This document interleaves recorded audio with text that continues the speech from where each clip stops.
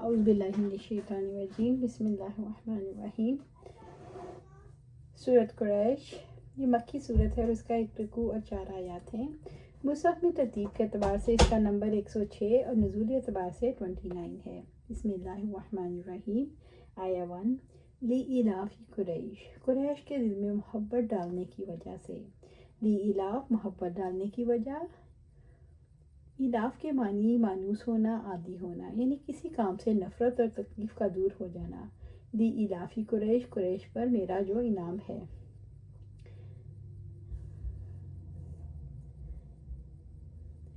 یعنی ہم نے سابق فعل کے ساتھ جو کچھ کیا وہ قریش ان کے لیے امن، ان کی مسالے کی درستی، تجارت اور کسب معاش کے لیے سردیوں میں یمن کی طرف اور گرمیوں میں شام کی طرف ان کے سفر کی خاطر کیا۔ بس اللہ تعالیٰ نے ان لوگوں کو ہلاک کر دیا جنہوں نے ان کے بارے میں کسی برائی کا ارادہ کیا۔ عربوں کے دلوں میں حرام اور اہل حرام کے معاملے کو تعظیم بخشی، یہاں تک کہ عرب قریش کا احترام کرنے لگے۔ قریش جہاں کا بھی سفر کرنے کا ارادہ کرتے تو عرب مقروض نہ ہوتے، اس لیے اللہ تعالیٰ نے انہیں شکر ادا کرنے کا حکم دیا۔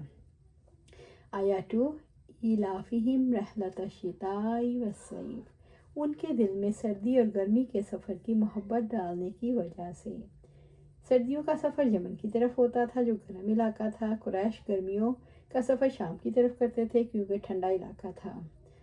یعنی انہیں گرمی اور سردی کے تجارتی سفروں سے مانوس کر دیا۔ ان کے سفر کا شوق حیرت انگیز ہے اور حرم کی برکت سے سفر میں امن میں رہنا بھی قابل تعجب ہے۔ آیہ 3، فَلْيَعْبُدُوا رَبَّ هَٰذَا الْبَيْتِ، تو ان پر لازم ہے اس گھر کے رب کی عبادت کریں، یعنی کعبے کے رب کی عبادت کریں، اس کے لیے عبادت کو خالص کریں اور اس کی توحید پر ایمان لائیں۔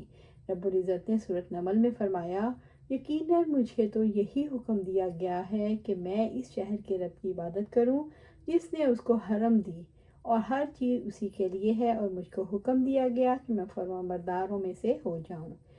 آیہ 4، الذی اطعمہم من جوع وآمنہم من خوف، جس نے انہیں بھوک میں کھانے کو دیا اور ان کو خوف سے امن بخشا۔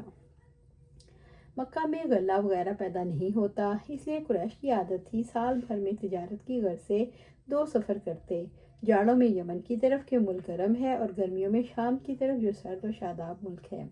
لوگ ان کو اہل حرم اور خادم بیت اللہ سمجھ کر نہایت عزت اور احترام کی نظر سے دیکھتے، یعنی جب قبائل عرب بھوک سے مر رہے تھے اللہ تعالیٰ نے انہیں رزق کی کشادگی عطا کی۔